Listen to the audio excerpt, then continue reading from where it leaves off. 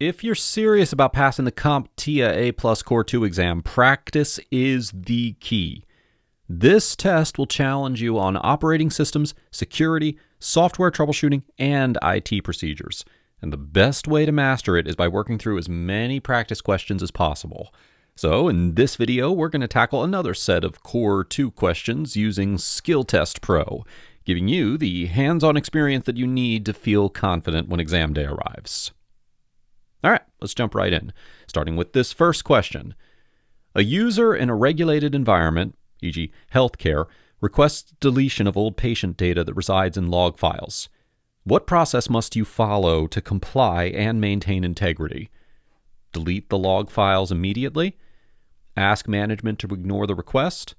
Copy the logs to an external USB and give to the user? Compress and zip the logs for later manual deletion? Or archive the logs to encrypted storage and then delete the originals, documenting chain of custody?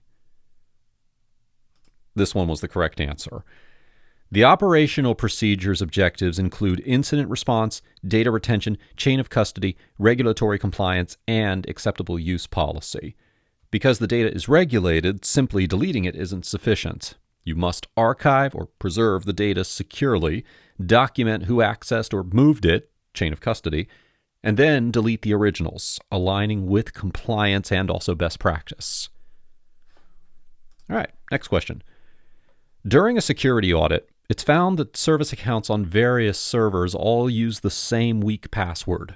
What is the most secure way to remediate this following operational best practices? Change the weak password to a stronger one manually on each server? Use the PAM system to manage service account credentials and enforce strong passwords? Disable all service accounts and use only user accounts? Use the same strong password for all, but rotate it monthly? Or use an open source password manager installed on each server? The correct answer is use PAM system. Use a privileged access management or PAM system to manage service account credentials and enforce strong, unique passwords. The Core 2 objectives cover operational procedures, including identity and access management. A PAM system centralizes control, provides secure credential storage, and enforces password policies. Manual password changing is error-prone. Service accounts should not be user accounts. Rotating the same passwords still has security risk, and open-source local password managers may not meet enterprise standards. All right, next question. A server administrator needs to enforce disk encryption on multiple Windows 11 devices in the organization. Some devices are modern, and some are older without TPM. What is the most flexible policy to enforce encryption across the fleet? Require TPM on all devices or exclude the older ones? Use BitLocker with TPM plus PIN on modern devices and BitLocker with password only on the older devices? Use only password-based third-party encryption? Use EFS for older devices and BitLocker for the newer ones? Or encrypt only the user profiles on older devices? The correct answer is use BitLocker with TPM plus PIN on modern devices and BitLocker with password only on older devices. Core 2 includes knowledge about encryption and authentication. Using BitLocker in different modes allows unified encryption while accommodating hardware differences. This ensures all devices are encrypted without forcing hardware upgrades or compromising security. All right, next question. A user working from home says that they keep getting certificate warnings when trying to access the company internet via their browser. The internet uses a self-signed SSL certificate. What is the best course of action?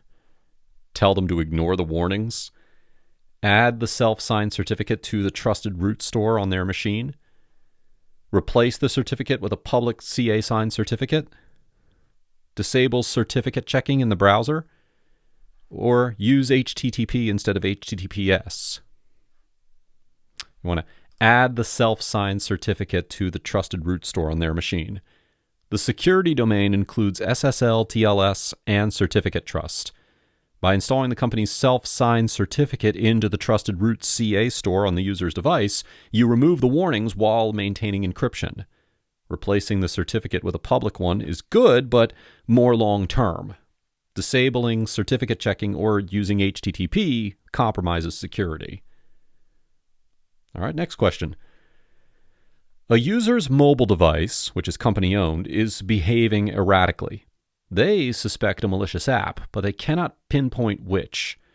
What steps should a technician take to identify and mitigate risk? Factory reset the device immediately? Ask the user to stop using the device? Reinstall the OS from scratch? Disable all app installation?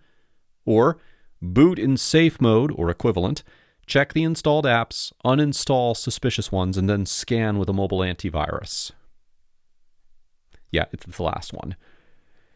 In the security and operational domains, performing malware detection and removal is key. Safe mode prevents many apps from running, making it easier to identify suspicious ones. After identifying, uninstalling, and then scanning helps mitigate the risk without immediately wiping the device.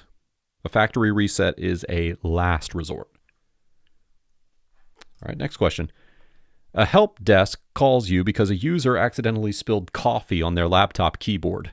The user removed power, but they didn't ground themselves before touching the internal components. What are the immediate next steps? Let the keyboard dry overnight and then reassemble and test? Put the laptop in a sealed bag and send for replacement? Replace the entire keyboard without disassembly? Disconnect the battery, remove the keyboard, and clean with isopropyl alcohol? Or connect the power and test the USB keyboard in order to verify damage? The correct answer is disconnect the battery, remove the keyboard, and then clean with isopropyl alcohol and then reassemble. According to the safety and operational procedures in Core 2, you must disconnect the power or battery first, and then handle and clean components. Using isopropyl alcohol removes residue. Letting it dry without cleaning risks damage, and grounding is especially important to avoid ESD, though the immediate next step is to remove power and clean safely. All right, next question. A user reports that their personal laptop, used for business, has slowed dramatically because of too many browser extensions and open tabs. What professional and operational advice do you give? Close all tabs nightly and disable unused extensions? Uninstall and reinstall the browser every month? Use a browser solely for business tasks? Install a RAM optimizing third-party tool?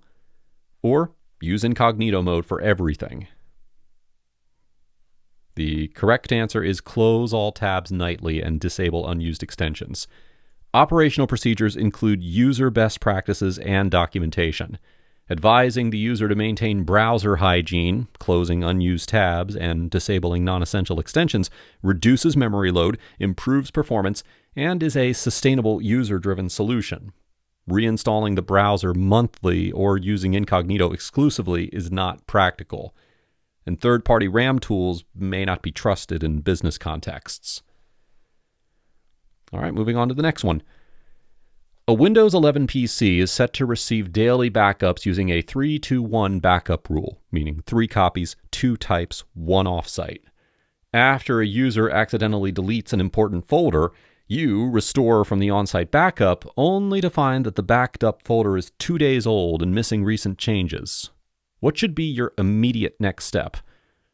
Restore from the off-site backup copy? Perform a full system restore from the on-site copy? Tell the user the latest changes are lost? Convert the backup to a differential backup? Or reconfigure the backup to run more frequently? The correct answer is restore from the off-site backup copy. The 3-2-1 backup rule is explicitly mentioned in the Core 2 objectives. Since the on-site backup is outdated, the off-site copy likely contains a more recent version. Restoring from off-site ensures data integrity and uses the established backup strategy properly. After restoring, consider increasing backup frequency, but first, recover the most current data. All right, moving on. A user complains that after their Windows 11 computer wakes up from sleep, their map network drives are no longer reachable and show as disconnected. What is a likely fix? increase the sleep timeout so the PC sleeps less often, replace the network card, disable hibernate, use a logon script to remap drives after wake, or lower the Wi-Fi power saving mode. The correct answer is use a logon script to remap drives after wake. The operational procedures objectives include scripting and user automation. A logon or wake script that runs net use to remap drives ensures that mapped paths are reestablished after resume, resolving the issue systematically and reliably. All right, next question. A user's workstation automatically connects to public Wi-Fi networks without prompting, leading to security concerns. What should a technician configure in order to prevent this? Disable the Wi-Fi completely? Configure the wireless profile to forget open networks? Use group policy to enforce connect only to known networks? Change the SSID? Or use a VPN only when connected to public Wi-Fi? The correct answer is use group policy to enforce connect only to known networks. According to the operational procedures objectives, you should enforce secure network policies. Group policy allows you to restrict SSID connections so that the workstation only connects to pre-approved known networks. Forgetting open networks is local and manual. Disabling Wi-Fi is impractical, and using a VPN helps, but it doesn't stop the connection. All right, moving on. A workstation running Windows 11 is consistently experiencing application crashes and high CPU utilization. The crash logs point to a DLL conflict between two installed apps. What's the best way to resolve this? Use Windows System Restore to roll back to before the conflict? Rename the conflicting DLL in the Windows System folder? Use SFC Scan Now to fix system files? Use application virtualization to isolate the apps? Or uninstall both apps and reinstall them in a different order? The correct answer is uninstall both apps and reinstall them in a different order. DLL conflicts often arise because one app installs a different version of a shared library. By uninstalling both and reinstalling in an order that ensures that the correct DLL is placed last, you can resolve version mismatches. Application virtualization is a valid long-term fix, but reinstalling is simpler. SFC won't fix third-party DLLs. All right, moving on. A user reports that their VPN client on Windows 11 frequently disconnects, and the system logs show TCP port unreachable errors. What is the most likely cause? The VPN server is overloaded? The local firewall is blocking UDP fallback? The VPN protocol is configured incorrectly? The NIC driver is outdated? Or the user's ISP is dropping packets? The correct answer is the VPN protocol is configured incorrectly, uses UDP only, and the network restricts it. The security and operational procedures objectives include secure communications and VPN. If the VPN client uses UDP, but the network blocks or drops UDP packets, the connection will break. Reconfiguring the VPN to use TCP or enabling fallback all helps ensure connectivity. Local firewalls and NIC drivers are less likely to specifically cause TCP port unreachable. All right, moving on. Next question.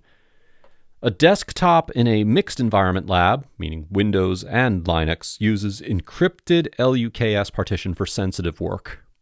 The user reports that after a kernel update, the system fails to mount the LUKS partition at boot. What is likely wrong? The passphrase changed. The init ramfs was not updated to include crypt setup. The BIOS boot mode was changed. The partition table was corrupted. Or secure boot is blocking the kernel. The correct answer is the init ramfs was not updated to include crypt setup. In Linux, when you update the kernel, your init ramfs, initial RAM file system, must include crypt setup so that the encrypted LUKS partition can be unlocked at boot. If it wasn't rebuilt, the system won't know how to decrypt the partition, causing mount failure. This aligns with OS installation and boot troubleshooting objectives. All right, moving on. A user reports that their Mac OS computer takes a very long time to start up after a major OS update. You find during diagnostics that the startup disk is nearly full and has many local snapshots. What is the best fix? Reboot into recovery mode and disable local snapshots? Turn off Time Machine? Delete all user files in order to free up space? Reinstall Mac OS cleanly? Or move user data to an external drive? The correct answer is reboot into recovery mode and disable local snapshots. Under the OS domain, knowing how Mac OS uses snapshots is important. Local snapshots consume storage on the APFS volume. They are especially prevalent when Time Machine is active. Disabling them from recovery via tmutil commands frees up space and speeds startup without removing user data or reinstalling. All right, next question. A user contacts support because their Windows machine fails to validate a license after migrating to a virtual desktop infrastructure, or VDI. They had a retail Windows 11 license. What's the reason? Use volume licensing, or VDA.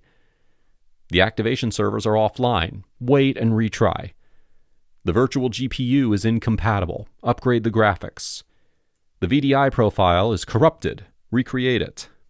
And TPM is missing. Enable virtual TPM. The correct answer is use volume licensing, or VDA. Retail licenses are tied to hardware and not valid in VDI. So again, use volume licensing or VDA.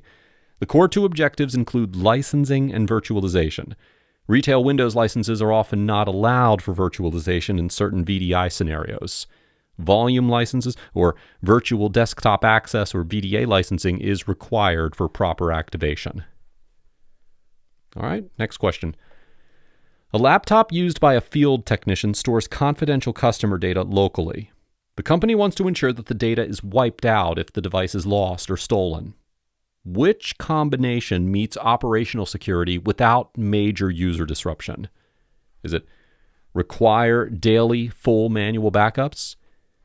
Use BitLocker and configure auto unlock with a TPM plus PIN, plus configure remote wipe via Intune? Encrypt only specific folders with EFS? Use a BIOS password and set the laptop to wipe after 10 failed logins? Or use a third-party full disk encryption tool instead of BitLocker? The correct answer is use BitLocker and then configure auto unlock with a TPM plus PIN, plus configure remote wipe via Intune. This option uses full disk encryption, BitLocker, with strong authentication, TPM plus PIN, and remote wipe via Intune to erase data if lost.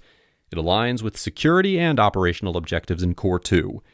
EFS is less complete, BIOS password doesn't encrypt data, and third-party tools introduce complexity.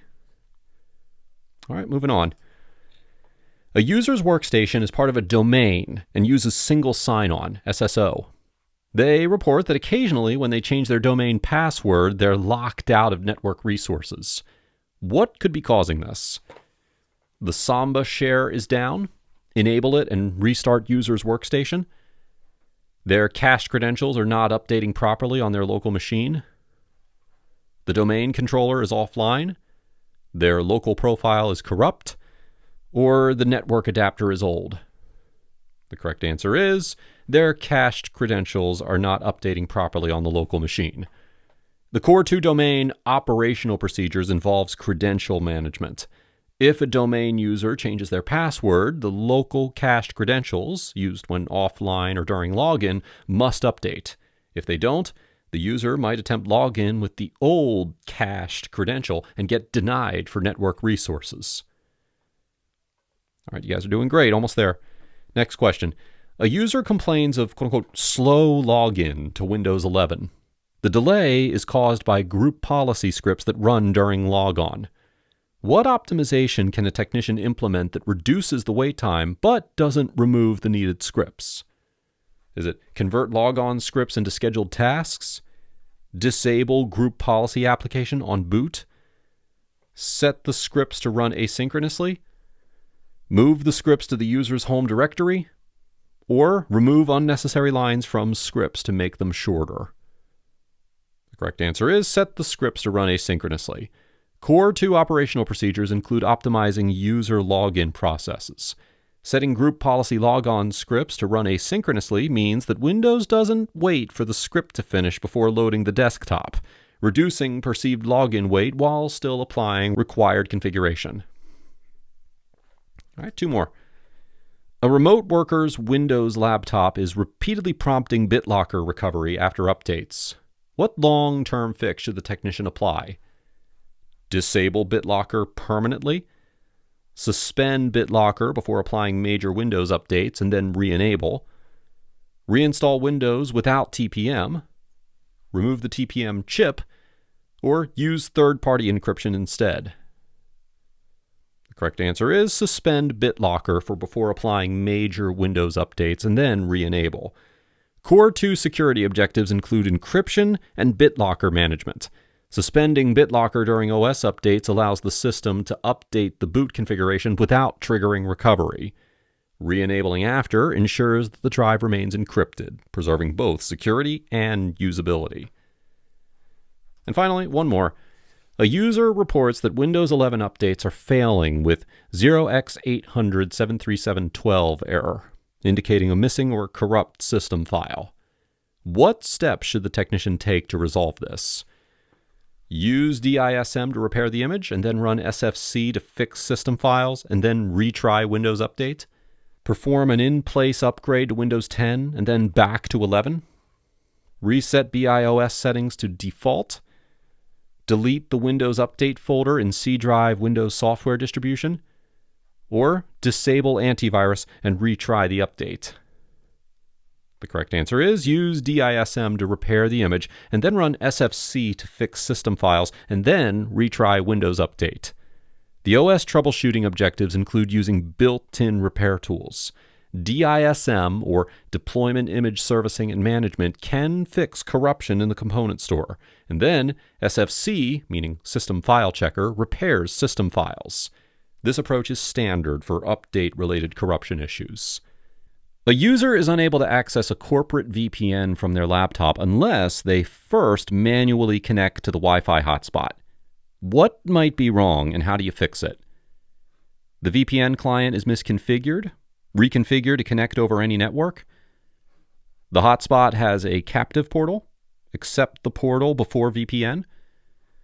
The Wi-Fi profile is set to connect only when in range. Set it to connect automatically. The Ethernet adapter priority is higher than Wi-Fi. Change the metric. Or the laptop's firewall is blocking the VPN. Disable the firewall. The correct answer is the Wi-Fi profile is set to connect only when in range. Set it to connect automatically. Operational procedures include user support and networking. If Wi-Fi doesn't auto-connect, the VPN client won't have a network to route through. Changing the Wi-Fi profile to auto-connect ensures that when the user arrives in range, the laptop connects and then the VPN can start. The captive portal is possible, but if it always works after manual connect, it's likely a profile setting. All right, next question. A desktop user's profile is corrupted. They cannot log in, but a temporary profile is loaded instead. What is the root cause, and what should the technician do? The user's password expired. Reset the password. The profile's ntuser.dat file is corrupt. Rename the corrupt profile and let Windows rebuild a new one and then migrate the data. The disk is out of space. Clear up disk space and reboot. The registry is corrupted. Restore the registry from backup. Or the system is infected. Scan for malware. The correct answer is the profile's ntuser.dat file is corrupt. Rename the corrupt profile and let Windows rebuild a new one and then migrate the data. Under software troubleshooting, corrupted user profiles often stem from a broken ntuser.dat in the user's profile folder. By renaming or removing the problematic profile, Windows will create a new profile. Then you can migrate the user's important files. Checking for malware or disk space is valid, but not as directly tied to profile corruption. All right, next question. A user reports that on their Windows 11 machine, certain applications launch, but then immediately close with no error message. Event Viewer shows an access denied error for C drive program files. What's the best resolution? Disable UAC, which is user account control. Run the application as administrator permanently. Reinstall the apps in a folder outside of program files, e.g. D drive apps. Fix NTFS permissions on program files so that the user has read and execute. Or disable Windows Defender. The correct answer is fix the NTFS permissions on program files so that the user has read execute. The software troubleshooting domain in Core 2 includes permission problems. If program files has incorrect permissions, then non-admin users may be blocked from executing programs. Restoring correct NTFS permissions resolves the issue safely. Disabling UAC or Defender compromises security, and moving apps is less ideal. All right, next question. A user's Windows PC shows a blue screen of death, or BSOD, with a stop code of IRQL not less or equal when inserting a new USB peripheral. What should the technician do first? Replace the CPU? Update or roll back the USB driver? Run SFC scan now? Reinstall Windows? Or disable antivirus? The correct answer is update or roll back the USB driver. This stop code often indicates a faulty or incompatible driver, in this case likely the USB driver. The Core 2 exam objectives cover software troubleshooting and error codes. Updating or rolling back fixes the instability without drastic OS reinstallation. All right, next one. A technician deploys a shared folder on a Windows 11 server for a team. After setting share permissions, some team members still cannot write to it, even though NTFS permissions allow full control. What is the likely problem? The network cable is faulty? The folder is encrypted with EFS? The folder has reached its storage quota? The share level permissions are set to read only for those users? Or the SSD has failed? The correct answer is the share level permissions are set to read only for those users. Core 2 software troubleshooting and OS concepts include understanding NTFS versus share permissions. Even if NTFS permissions allow full control, restrictive share permissions, e.g. read only, will block write access. The fix is to adjust share permissions appropriately. All right, next question. A developer workstation runs Windows 11 and Linux dual boot via grub. The user complains that after a Windows update, grub menu no longer appears.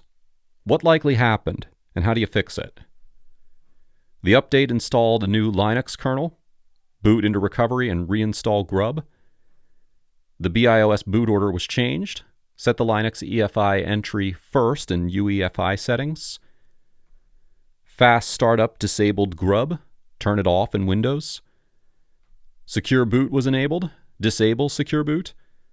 Or the Windows update corrupted the EFI partition. Recover from the backup. The correct answer is the BIOS boot order was changed. Set the Linux EFI entry first in UEFI settings. OS upgrade and boot issues are covered by Core 2 objectives. A common issue is that Windows updates rewrite the default UEFI boot entry, making Windows boot first and bypassing grub. Reordering the UEFI boot entries so that Linux EFI entry comes first restores grub. All right, moving on. A company issues a mobile device to field workers. One user complains that sensitive corporate emails remain on their device after they leave employment. What security control should have been in place? A strong passcode? VPN-only email access? Remote wipe capability via MDM? Email caching disabled? Or biometric lock only? The correct answer is remote wipe capability via MDM. Operational procedures objectives include device policies, MDM or mobile device management, and data removal. With MDM, you can remotely wipe devices when someone leaves, preventing data leakage. Passcodes alone don't remove data. VPN only protects in transit. Caching disabled may help, but it doesn't remove existing data. All right, next question. A user's PC is joined to a corporate domain. They report that they cannot open some shared network folders which they previously could. Their account is unchanged. What's the most likely cause? The network share has moved to a different server? Their computer's OS is corrupted? Reinstall Windows? The VPN is not connected? Their Windows license expired? Or their domain account lost the necessary NTFS share permissions? The correct answer is their domain account lost necessary NTFS share permissions. Access control, Core 2 security, is a critical objective. Permissions issues are a common cause of access loss. The user's permissions may have been changed. It's less likely to be OS corruption or license expiry. And if network share had moved, many users would complain, not just this one. All right, next question. A finance department user complains about repeated pop-up warnings from Windows Defender that their disk is full, even though they have plenty of free space. The warnings mention insufficient space for temporary files. What's causing this, and how do you fix it? Is it the temp and TMP environment variables are misconfigured? Windows Defender is misreporting, reinstall it? The paging file is too small, increase the page file size? The OS is corrupted, repair and install Windows? Or the user's browser cache is full, clear the browser cache? The correct answer is the temp and TMP environment variables are misconfigured. Defender or other system processes use temp folders heavily. If the environment variables point to a partition with low free space, Windows may raise false disk full for temporary file warnings. Redirecting temp TMP to a drive with more space solves this without reinstalling. All right, next one. A user calls after clicking a link in an email that looked suspicious. They immediately entered their login credentials, but then they closed the window afterward. What steps should be taken next to ensure company security? Ignore it, since no damage is reported. Change the user's password and run a full anti-malware scan. Reinstall Windows. Disable the user's account permanently. Or clear the browser history and cache. The correct answer is change the user's password and run a full anti-malware scan. Incident response and chain of custody are in the Core 2 objectives. The technician must assume that the credentials are compromised, reset the password, and then scan for malware. Simply clearing cache doesn't mitigate risk, and reinstalling or disabling the account is overkill without further evidence.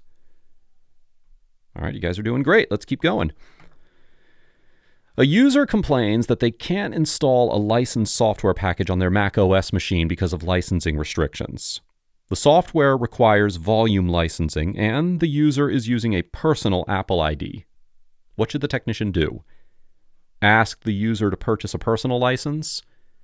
Use Apple Business Manager to assign the volume license to the computer? Use Time Machine to roll back Mac OS to an earlier version? Create a generic Apple ID and install via that? Or repartition the drive and install a different OS? The correct answer is use Apple Business Manager to assign the volume license to the computer. The operational procedures domain includes licensing, EULA, and volume licensing. For Mac OS in business environments, volume licensed software is distributed via Apple Business Manager or similar tools, mapping licenses to devices, not individual Apple IDs. Rolling back OS or changing OS is unnecessary. Asking to buy a personal license is less efficient. All right, moving on. A help desk technician is asked to secure a set of laptops used by salespeople who travel. The laptops store sensitive customer data. So which of the following is the best combination to secure data at rest and in transit? use BitLocker on the drives and enforce HTTPS-only connections, use strong passwords and VPN in transit, use TPM without BitLocker and require VPN, encrypt only the home folder and restrict web browsing to secure sites, or use EFS, encrypting file system, with password-only protection. The correct answer is use BitLocker on the drives and enforce HTTPS-only connections. Core 2 security objectives include data encryption and secure communications. BitLocker provides full disk encryption, meaning protects data at rest, while enforcing HTTPS ensures encrypted data in transit. TPM only without BitLocker doesn't encrypt data. EFS is less full coverage than BitLocker, and password only is weaker. All right, next one. An employee's Windows machine has been infected by a ransomware variant that encrypted many files. Their organization has offline backups, but these are 2 weeks old. After restoring the backup, the user still sees encrypted files in a shared network folder. What should the technician do? Inform the user that the encrypted files cannot be recovered? Run anti-malware software across the network share to decrypt the files? Delete the encrypted files, recopy from the backup, and then monitor for reinfection? Ask the user to pay the ransom? Or restore from a different backup and disable network sharing? The correct answer is delete the encrypted files, recopy from the backup, and then monitor for reinfection. The security objectives include malware removal, backup strategies, and incident response. Since you have a clean backup, restoring from backup is correct. But the presence of encrypted files in a shared folder suggests potential reinfection, or that the ransomware also reached the share. Deleting the encrypted files and restoring from clean backup and then closely monitoring ensures integrity. Paying ransom is not best practice.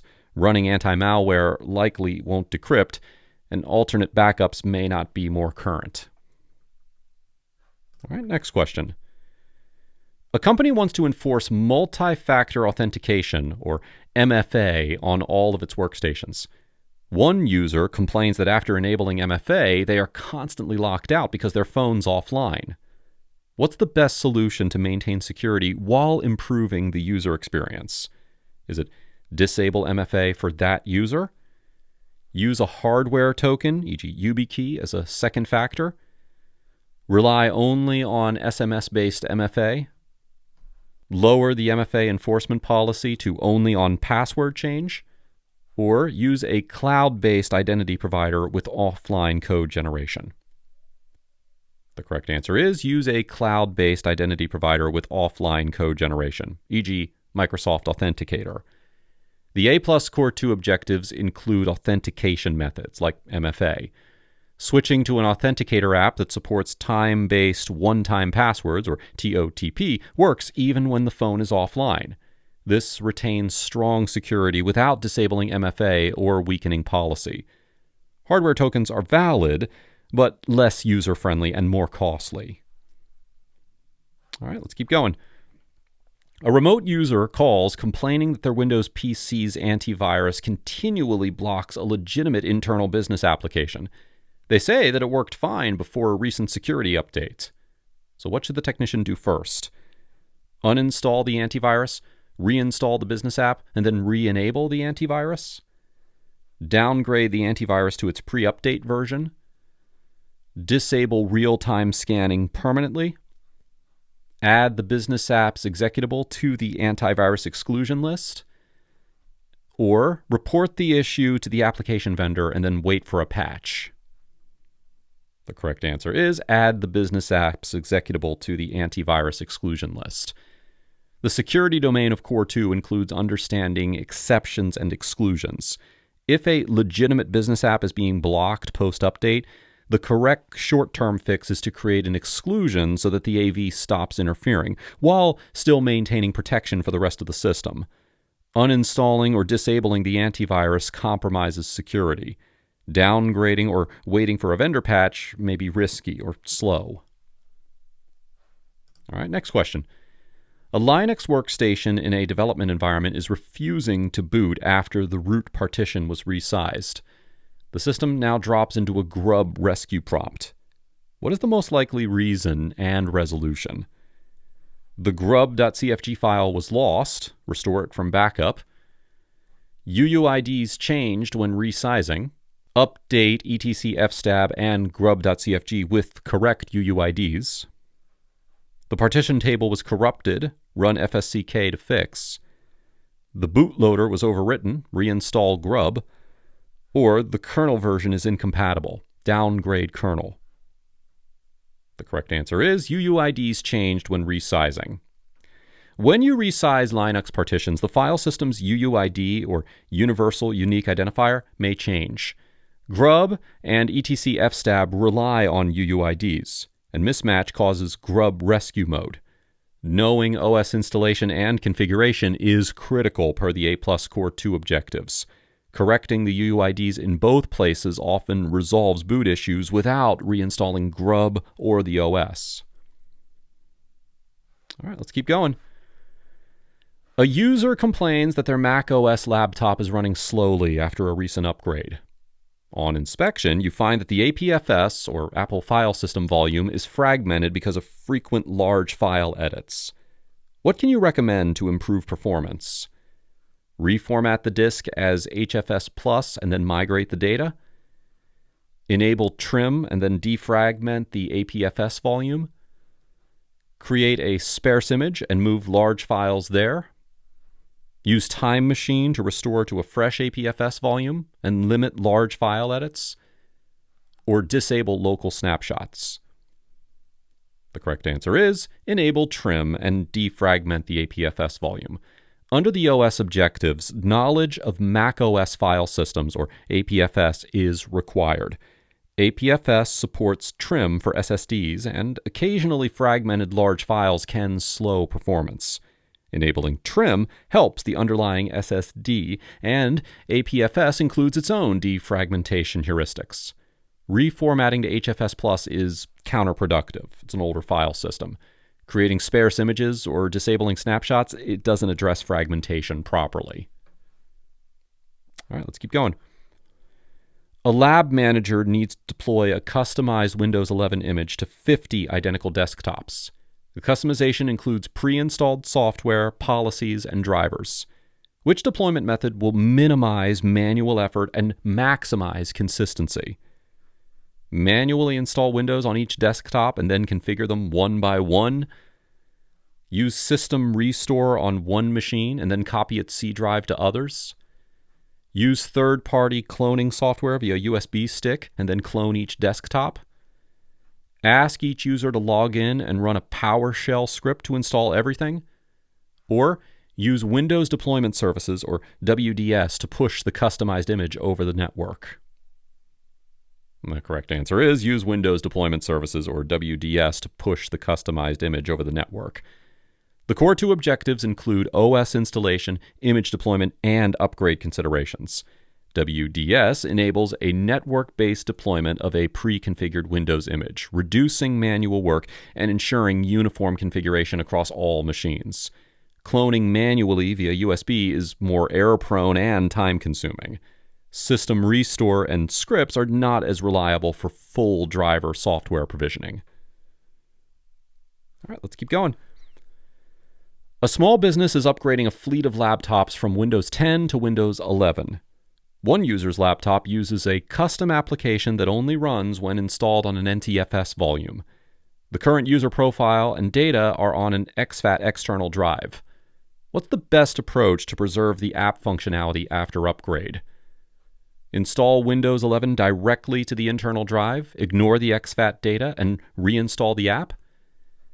Convert the exFAT external disk to NTFS without data loss using convert utility. Copy the exFAT data to a network share, wipe the drive, install Windows 11, and then copy back.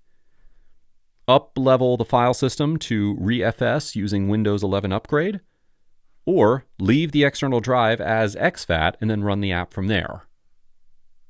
The correct answer is Convert the exFAT external disk to NTFS without data loss using convert utility. The core 2 objectives include understanding file systems, NTFS, exFAT, ReFS, etc. Since the application depends upon NTFS and the data is already on the exFAT drive, converting to NTFS preserves compatibility and it avoids data loss. Using a network share or reinstalling the app manually is more cumbersome, and ReFS conversion isn't supported by the convert command. Running the app on exFAT would break it. And finally, let's do one more. A user reports that their Windows 11 PC slows down significantly during boot, and many startup apps fail to load. Disk management shows that the system reserved partition is near full. What is the most likely cause and best fix? The system reserved partition is too small. Increase its size via disk management. The recovery partition is incorrectly identified as the system reserved. Reassign the partitions. The EFI boot partition is full of old Windows boot entries. Clean up unused boot entries with BCD edit. The page file is too small. Enlarge the page file to make space. Or the BIOS is outdated. Update the BIOS to improve boot performance.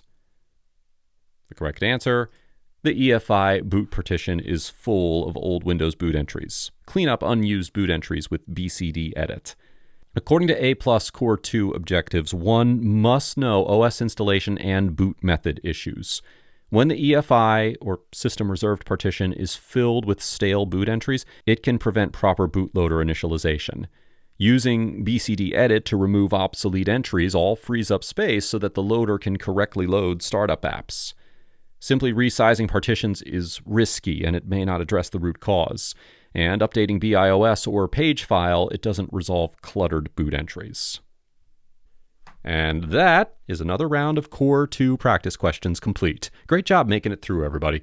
Remember, the more practice that you do, the sharper you'll be. Aim to complete hundreds of questions before the real exam in order to make sure that you're fully prepared. I have added a link to Skilltestpro up in the description and in the pinned comment so that you can access their full question bank and keep practicing. Thanks for watching, everybody, and I'll see you in the next one.